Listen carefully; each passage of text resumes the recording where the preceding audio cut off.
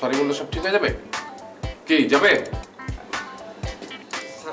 আজীবন সম্মাননা পেলেন অভিনেতা আবুল হায়াত। আজীবন সম্মাননায় ভূষিত হলেন ২১শে পদকপ্রাপ্ত গুণী অভিনেতা, নাট্যকার ও নির্মাতা আবুল হায়াত।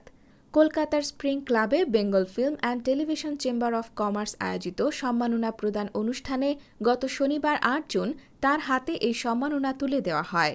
পুরস্কার হিসেবে আবুল হায়াতের হাতে তুলে দেওয়া হয় উত্তরীয়, স্মারক, ফুলের তোড়া, সনদ এবং অর্থ। এই সময় তার হাতে পুরস্কার তুলে দেন বাংলাদেশের দুর্যোগ ব্যবস্থাপনা ও ত্রাণ প্রতিমন্ত্রী মহিবুর রহমান। সম্মাননা পেয়ে আবুল হায়াত বলেন, এটা সত্যিই আমার জানা ছিল না যে আমাদের নাটক, সিনেমা কলকাতার দর্শক এত ফলো করেন। আবুল হায়াত বলেন, চলচ্চিত্রে আমার যাত্রা শুরু হয়েছিল কলকাতার প্রখ্যাত পরিচালক ঋত্বিক ঘটকের হাত ধরে। সেখানে আমার দেশের নায়করাজের নামে আজীবন সম্মাননায় আমি ভূষিত হয়েছি। এটা অত্যন্ত আবেগপ্রবণ বিষয়।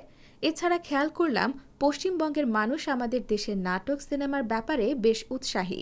বিষয়টি আমার ভালো লেগেছে।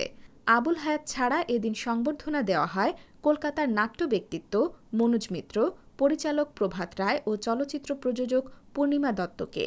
মনোজ মিত্রের হাতে তুলে দেওয়া হয় হীরালাল সেন লাইফটাইম অ্যাওয়ার্ড এবং প্রভাত রায়কে দেওয়া হয় দেবকী বোস লাইফটাইম অ্যাওয়ার্ড।